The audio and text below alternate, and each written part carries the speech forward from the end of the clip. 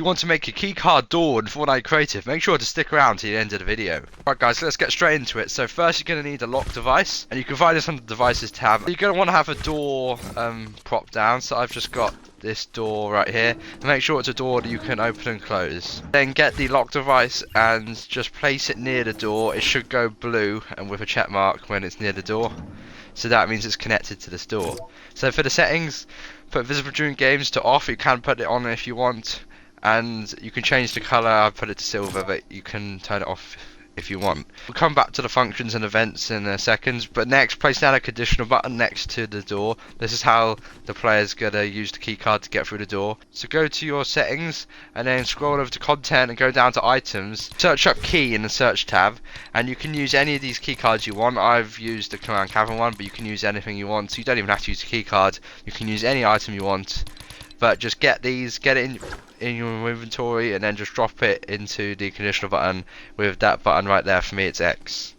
Then for the settings on the conditional button, I put can be used by to all. The reset delay, I put it to 1.5 seconds so they can't spam the door. Direct color, you can put it to a different color. I put it to silver.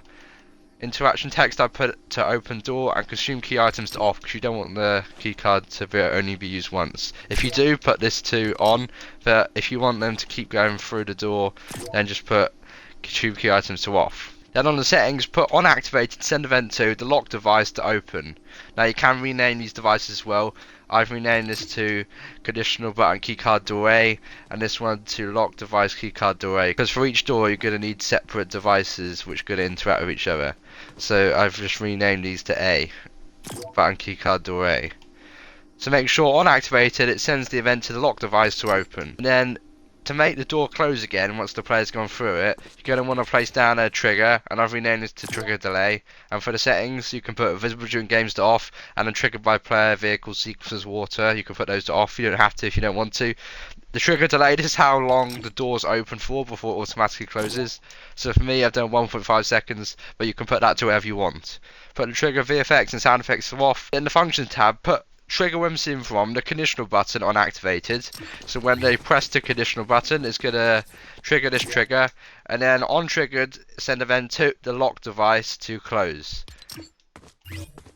So on the lock device, the settings should be like this: it's open when seen from the conditional button on activated, and it's closed when seen from the trigger delay on triggered. So after the 1.5 seconds, it's gonna close the door. For each door, you're just going to want to copy the conditional button, the lock device, and the trigger for every separate door you want. You can also copy the conditional button on the other side. That's why I have two, because players are going to want to come through the front and from the back. If you guys want to make the door indestructible, because otherwise people will just be able to pickaxe through if you have environment damage on, just put down a prop manipulator, and for the settings put effect all objects in zone to on, then customize how big you want the area to be. I've just put it to the depth of 5, so it covers all these tiles here. And modify prop health to yes, and I've put the prop health to invulnerable.